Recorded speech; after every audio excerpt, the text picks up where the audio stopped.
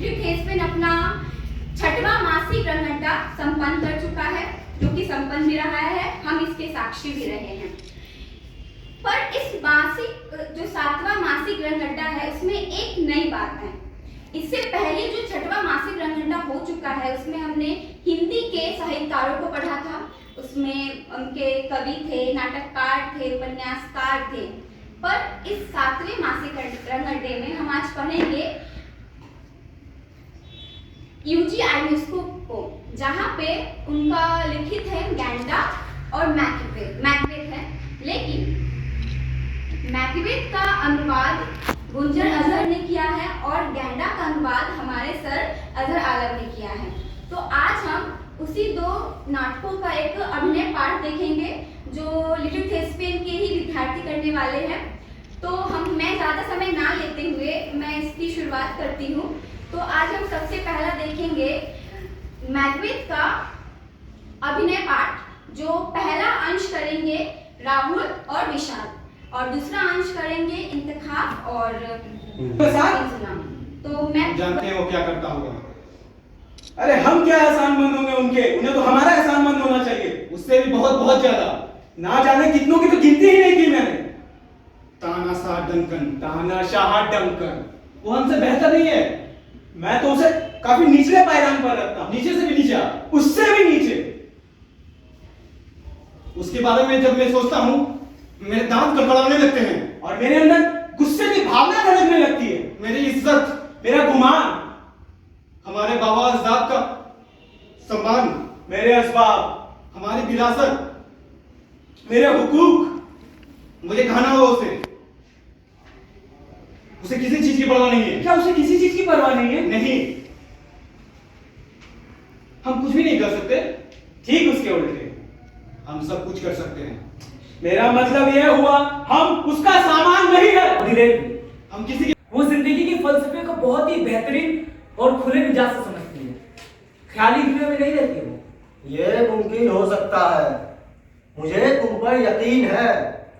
कुछ लोग आहिस्ता आहिस्ता ही खुलते हैं और एक बार अगर उन्होंने अपना दिल आपके सामने खोल कर रख दिया तब। बड़ी शानदार कटार रखी हुई है तुमने। उन्होंने मुझे ये तोहफा दिया था। खैर, मुझे खुशी हुई कि बात करने का मौका तो मिला मुझे। उस दिन हम लोग किस तरह एक दूसरे के ढूंढने के लिए दूसरे के पीछे भाग रहे थे, जैसे कोई शैतान अपना साया का पीछा कर रहा हो या कोई कुत्ता अपनी पूंछ पकड़ने की कोशिश कर रहा हो। ये भली कही तुमने। मल्लिका अपनी शादी से बहुत खुश नहीं है। डंकन बहुत ही सख्त मिजाज है, बहुत बुरा बर्ताव करता है वो उसके साथ। इससे उसे बहुत तकलीफ होती है, वो बहुत नाजुक है। ऊपर से डंकन बहुत ही गुस्से, चिड़चिड़ा और तुलुक मिजाज का है। सभी बड़ों के गुरुओं को सादर प्रणाम, मैम को सादर प्रणाम और छोटों को नमस्कार। आज आपके समक्ष प्रस्तुत है गैंडा नाटक की समीक्षा।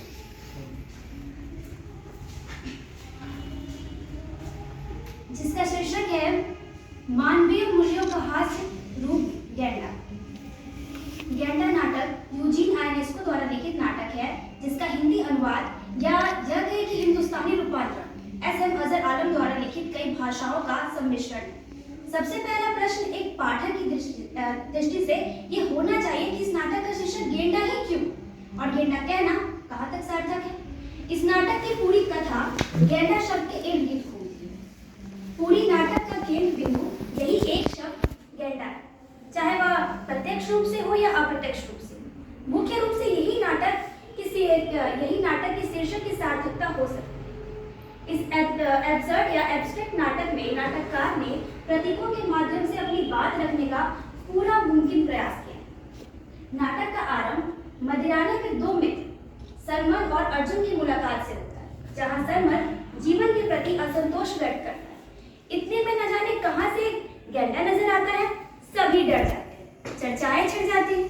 गेंडे की जाति, वर्ण, संप्रदाय सभी बिंदुओं पर बातचीत आरंभ हो जाती है। इस बीच हम अपने आप को सही साबित करने के लिए एक दूसरे से भिड़ जाते हैं। बस यही से आरंभ होता है मानवीय संवेदनाओं का अंत। मानवता का स्तर इतना नीचे गिर जाता है कि मनुष्य गैंडा जैसे प्राणी में परिवर्तित हुए। नाटककार ने इस नाटक में यह दिखाने की कोशिश की है कि किस तरह मानवीय मूल्यों का से हो रहा है पूरे समाज की ओर से नाटककार अपनी चिंता व्यक्त करते हैं। हमें देखने को मिलता है कि किस तरह एक मनुष्य पर दरिंदगी हावी होते जा रही है। मनुष्य की चमड़ी जो पहले कितनी मुलायम अब सख्त, दादा, उसके मुझे हृदय बहुत खुशी हो रही है कि तुम लोग अब एक समीक्षक के तौर पे आ रहे हो। बहुत अच्छी, क्योंकि नाटक से मैं जुड़ी रही हूँ, उस नाटक का मैंने तौर पर तुमने कोई भी पहलू को छोड़ा नहीं। मैं एक बात कहना चाहती हूँ। बोलो। ये मेरा पहला प्रयास है कि मैंने पहली समीक्षा लिखी है और मैं ये मतलब नाटक की समीक्षा पढ़ने के बाद ये कहना चाहती थी कि नाटक के और भी कई बिंदु हैं और भी उसकी कई दृष्टि से उसको देखा जा सकता है। एक तो मैं उसमें राजनीतिक दृष्टि में मैं एक तरह से पकड़ ली थी, लेकिन चूंकि ये थोड़ा सा अलग हो जाता इसलिए मैंने इसमें नहीं जोड़ा, लेकिन इसे और भी कई दृष्टियों से देखा जा सकता है। मैं इस बारे में ये बताऊं राधा कि ये पूरा राजनीतिक परिप्रेक्ष्य इस नाटक की पृष्ठभूमि। जब सारे लोग एक खास पार्टी की तरफ चले जा रहे थे, मैं पकड़ी थी। तो ये उसी बिंदु को लेकर ही लिखा गया है कि लोग गैंडे में परिवर्तित हो रहे हैं और उनकी संवेदना खत्म हो रही है। हर कोई स्वार्थी हो रहा है, अपने स्वार्थ के लिए वो गैंडा बन रहा है। लेकिन शर्मा जैसा कैरेक्टर जो आखिर तक गैंडे में नहीं परिवर्तित हुआ और वो बोलता मैं इंसान हूँ और मैं इंसान ही बना रहूंगा। तो यानी हमारे इस पूरी कीचड़ भरी जिंदगी में कहीं एक उम्मीद की किरण है जो लेखक उस इतनी सारी वो चीजों को दिखाने के बाद लेखक इस नाटक को त्रासदी में नहीं छोड़ता। जब सारी दुनिया तब्दील हो जा रही है, उसने उसको तब्दील होते रहने को पकड़ के नहीं रखा, बल्कि उसने एक उम्मीद की रेखा दिखाई। तो ये पूरा नाटक ही राजनीतिक सताया गई है, पूरा व्यय है। आपने उस पहलू को नहीं लिया, लेकिन आपने क्योंकि आपकी पहली समीक्षा है, आपने जिन बिंदुओं को पकड़ा है वो अपने आप में सभी नई बातें हैं जो आपने बखूबी पकड़ा है। बहुत शाबाश बेटा, शाबाश। तुम होता तो मैं ठोकर नहीं मारता। मुझे गर्मी लग रही है, मुझे गर्मी लग रही है। एक मिनट, मुझे ठंडक की जरूरत है। जरूर उसे बुखार हो गया है, जरूर से कभी हो रही है। बेहतर होगा कि मैं डॉक्टर को बुला लूं। हेलो। तो भोलादास गेंडा बन गया क्या सचमुच? और साला तुम्हें बना रहा है, बना रहा होगा। नहीं यार, नहीं, नकली मुखौटा लगाया होगा साले ने। नहीं, मैं यकीन दिलाता हूँ वो सचमुच गेंडा बन गया। ओह अच्छा, खैर उसका काम हो जाने। नहीं, मुझे यकीन है कि उसने जानबूझकर ऐसा नहीं किया है। वो बदला नहीं चाहता था। तुम्हें कैसे पता? सारी बातें इसी तरफ इशारा करती है मेरे यार। अब और अगर उसने ऐसा जानबूझकर किया भी हो तो क्या होता? हाँ बताओ, क्या होता? मुझे हैरानी होती। खैर मुझे नहीं लगता कि मिसेस दास को इस बारे में कुछ पता होगा। मोटी बुढ़िया मिसेस दास बेवकूफ औरत। वो बेवकूफ थी या नहीं, पर मुझे तो ऐसा कुछ लगता नहीं है यार। तुम पता नहीं क्या है वो। तुम गलत हो अर्जुन। अपने आपसी ताल्लुकात बड़े अच्छे थे उनके। दास कभी अपनी बीवी को जानने नहीं देता कि इसका इरादा क्या है। नहीं यार, उनके आपसी ताल्लुकात बड़े अच्छे थे। तुम्हें पता नहीं क्या हो गया तुम्हें। अच्छे क्या सच? हाँ, बहुत अच्छी। और बहुत इसका सबूत यह है कि तुम दास की अपनी एक निजी जिंदगी थी जिसमें कई राज थे जिसे वो अपने तक महदूद रखता था। मुझे तुमसे ज्यादा बातें नहीं करनी चाहिए। तुम परेशानी में हो ना? नहीं, मुझे सुकून मिल रहा है। तो फिर मेहरबानी करके मुझे डॉक्टर को बुलाएं। बिल्कुल नहीं, मैं अज्ञान लोगों को बर्दाश्त नहीं कर सकता। ऐसा है दास चाहे जानबूझकर बेड़ा बनना हो या अपनी मर्जी से खिलाफ हो सकता है, उसके लिए वही होना बेहतर है। ऐसा तुम कैसे कर सकते हो मेरे दोस्त? कहीं तुम ये तुम सच ऐसा हमें हर चीज में बुरा देखने की आदत है। जाहिर है कि इसे गेंडा बनने में मजा आया होगा। इसमें कोई कमाल की बात नहीं है। इसमें कमाल की बात नहीं है, लेकिन मुझे शक है कि इसमें उसे मजा आया नहीं। क्यों नहीं? सुनो तो जरा। हर क्यों का जवाब मुश्किल होता है मेरे दोस्त। ये बस कुछ ऐसा है जैसे कि तुम सिर्फ महसूस कर सकते हो। गेंडा बनने में बुराई क्या है? वो भी हमारी तरह जानदार है। उन्हें भी जान जीने का उतना ही हक है जितना हमें। उसी उसी वक्त तक जब तक कि वो हमारे लिए खतरनाक साबित ना हो। और ये तो तुम्हें मानना ही पड़ेगा कि उनकी और हमारी मानसिकता में फर्क होता है। तो तुम्हारा ख्याल है कि हम उनसे बेहतर हैं? खैर जो भी हो, हमारे अपने उसूल हैं जिनका मुकाबला जानवर नहीं कर सकते। उसूल तंग आ गया हूं मैं इस उसूल से। हमें इससे बाहर निकलने की जरूरत है। तो फिर उसके बाद क्या होना चाहिए? प्रकृति। और एक रचनात्मक पाठ भी देखा है। अब हम इस कड़ी में उनके नाट्य लेखन पर बात करेंगे, उनकी नाट्य लेखन की कुछ बिंदुओं पर बात करेंगे। उनका नाट्य लेखन कैसा था, इनकी पद्धतियों के माध्यम से एक नाटक को तैयार करते थे। तो इन बिंदुओं पर बात करेंगी पार्वती रघुनंदन। उनके नाट्य समीक्षा पर हम अपनी प्रस्तुति आपके सामने रखेंगे। पार्वती रघुनंदन। नमस्कार, मैं पार्वती आप सभी के सामने यूजीन आयोनेस्को के नाट्य लेखन पर अपनी बात रखूंगी।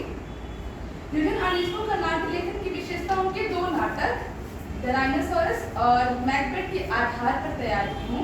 हिंदी भाषा में उपलब्ध द राइनोसोरस का अजहर आलम का हिंदुस्तानी रूपांतरण गैंडा, वही मैकबेथ का गुंजन अजहर द्वारा अनुदित नाटक मैकबेथ। रूपक और एब्सर्ड के बीच सेतु बनाता नाटककार यूजीन आयोनेस्को। यूजीन आयोनेस्को का जन्म 26 नवंबर 1909 में रोमानिया देश में हुआ था और मृत्यु 28 मार्च 1994 में हुआ।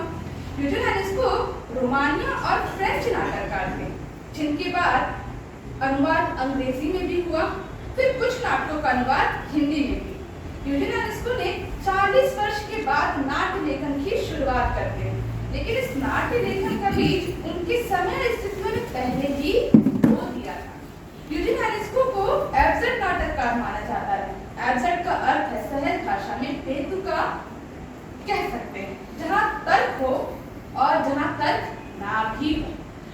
जब हम जीवन जीते हैं तो 24 घंटे में न जाने कितनी बार तार्किक होते हैं और कितनी बार अतार्किक। इस तरह तार्किक और अतार्किक स्थिति के बीच जब कोई नाटक लिखा जाए तो वह एब्सर्ड नाटक कहलाता है, जिसमें मशहूर नामक यूजीन आयोनेस्को का भी रहा है।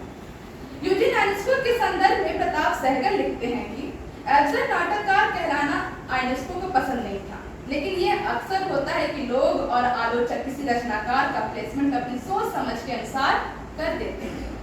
प्रताप सहगल के इस कथन से स्पष्ट है कि किसी नाटककार को किसी एक विशेषता से नहीं नापा जाना चाहिए। ये सही भी है, क्योंकि एक नाट्यकृति अपने अंदर नाटककार के किसी एक गुण को समाहित कर लिखा ही नहीं जा सकता।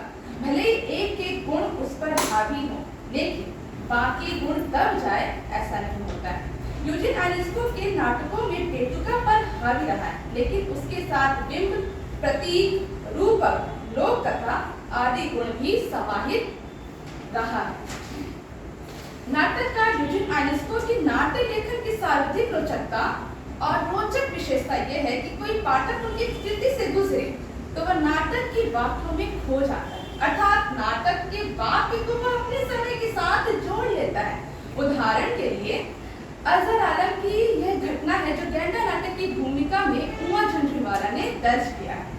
अजहर 2 दिन से यूजीन आयोनेस्को के द राइनोसोरस को पढ़ रहा था। पूरा होने के बाद अचानक उसने ड्रामाई अंदाज में मेरे सामने उछलते हुए जानवर की अभिनय में कहना शुरू किया, मुझे निहारो, मगर सावधान रहना, मैं एक गैंडा हूँ, एक गैंडा।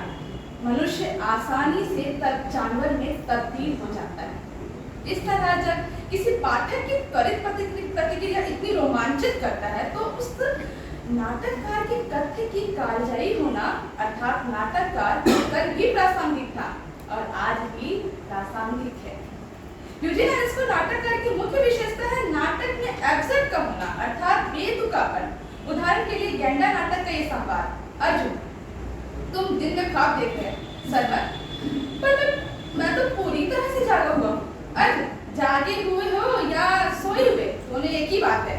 इस तरह तर्क का उत्तर तार्किक ना होकर अतार्किक है। ठीक वैसे जैसे हमारा जीवन, अर्जुन और सरमन आज के युग के प्रतिनिधित्व व्यक्ति है जो एक तर्क देता रहता है, दूसरा उसे अनदेखा करता रहता है, और इसी बीच जीवन का जो दर्शन छुपा रहता है वो नाटककार संवादों में पिरो देता है।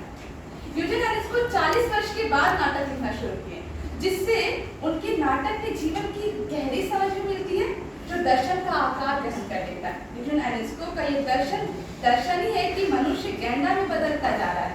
मनुष्य जब जन्म लेता है तो वो संवेदनशील ही रहता है, लेकिन युग की परिस्थितियां उसे गैंडा जैसी असंवेदनशील मानसिकता में बदलता जा रहा है।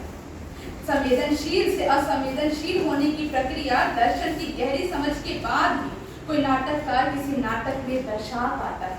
और जैसे यूजीन आयनेस्को है, इस तरह दर्शन उनके नाट्य लेखन में भी उभर कर आता है। यूजीन आयनेस्को ने गंभीर विषय को नाटक में उभारने के लिए रूपक को नाट्य लेखन का आधार बनाते हैं।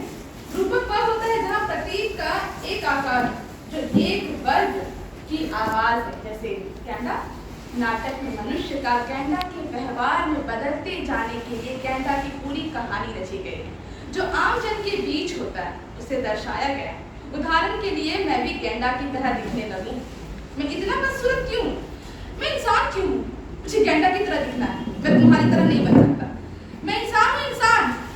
मैकबेथ नाटक में यूजीन आयनेस्को ने चुड़ैल और मनुष्य के बीच एक कथा लिखी है जो लोक कथा से प्रेरित है। चुड़ैल भी एक रूपक है जो हमारे समय के भयावह सच को दर्शाती है।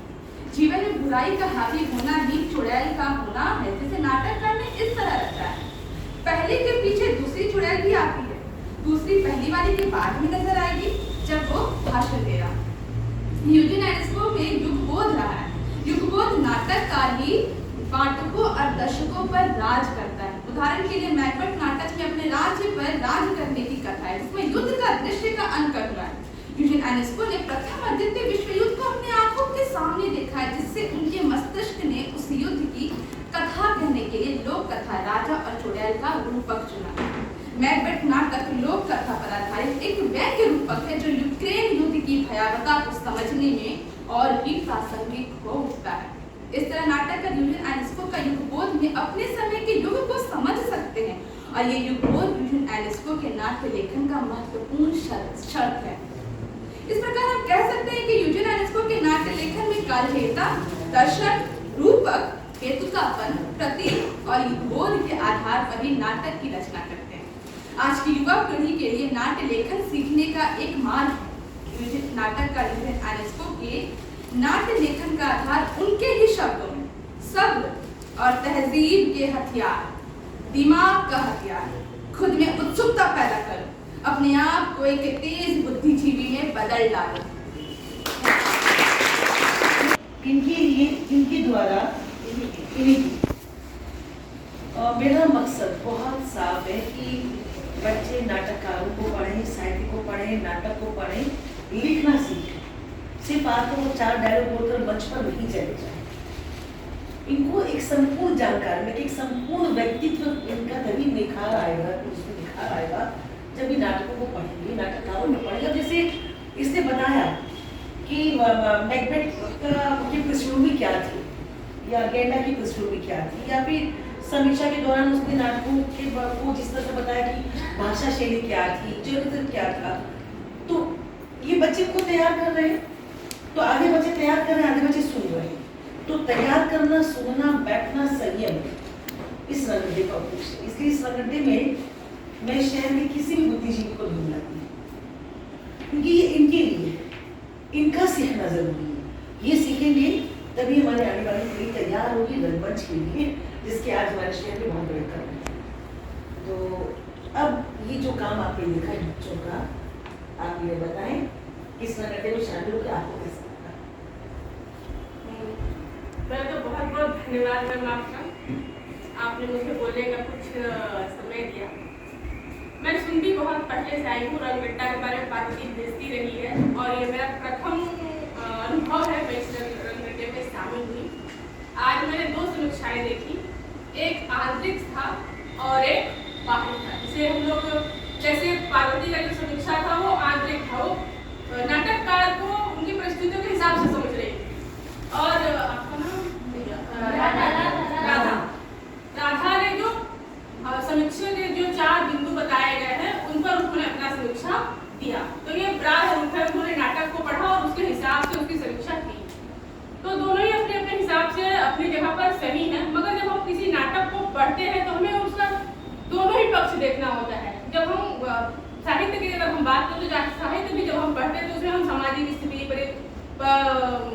राजनीतिक स्थिति, उनकी आंतरिक स्थिति कैसी थी उस पर भी हम पुस्तकों भी पढ़ते हैं। उस समय के जो कविताएं हैं, कहानियां हैं, उसको भी पढ़कर उन परिस्थितियों को समझने का प्रयास करते हैं। तो उस कवि या उस रचनाकार के अनुभव क्या था। तो ये जो समीक्षा था वो दोनों ही तरह से अच्छा था। दोनों ने अपने अपने मत से अपने अपने हिसाब से उसे रखा था और दोनों ही ने अपने अपने हिसाब से उन दोनों समीक्षाओं को बहुत बेहतर तरीके से हमारे सामने प्रस्तुत किया। बाकी जो मैंने बच्चों की प्रस्तुति देखी जो बाद वाला गेंडा का प्रस्तुति था वो सच में अजहर सर को एकदम से जैसे लग रहा था कि हाँ एकदम अजहर सर ही आ गए हैं स्टेज पर।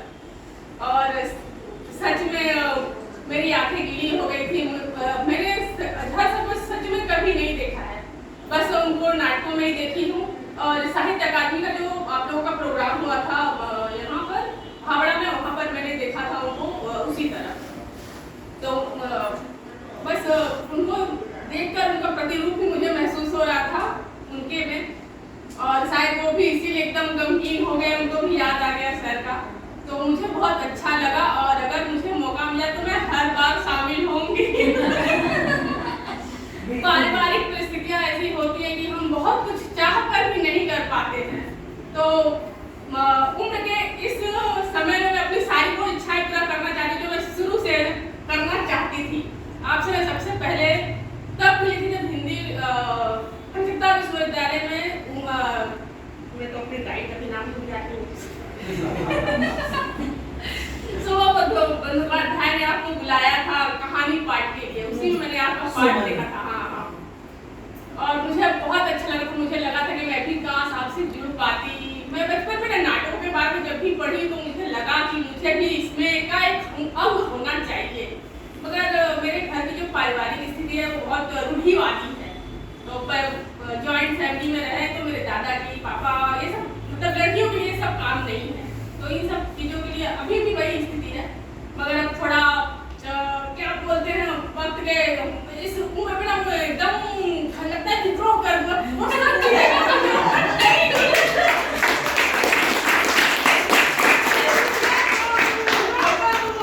पति का सुनूं ना, बच्चों का सुन से अपने लिए जीऊं बस अब इसीलिए मैं आपसे जुड़ना चाहती हूँ। एक कविता ये आवृत्ति तो एक बहाना था।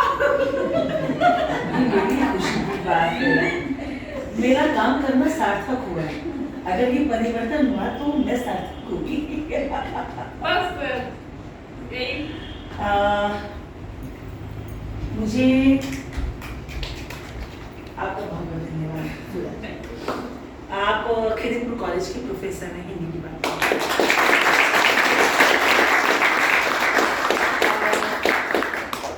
आज मुझे आप लोगों में और विकास नजर आ रहा है। विकास नहीं वही क्या है? मोदी वाला विकास नहीं, मैं बोलता हूँ विकास है। इसका विकास अब आप लोग ना और मेच्योर हो रहे हैं, तो लिटिल खिसबुल परिवार बढ़ रहा है और सही रास्ते पे बढ़ रहा है। बढ़ना दो अर्थों में, परिवार का बढ़ना और सही रास्ते में बढ़ना, दो अर्थों में मैंने बढ़ना शब्द कहा है ना। तो मुझे अच्छा लग रहा है कि अब आप लोग अब अगले महीने की भी तैयारी आप लोग शुरू कर देंगे और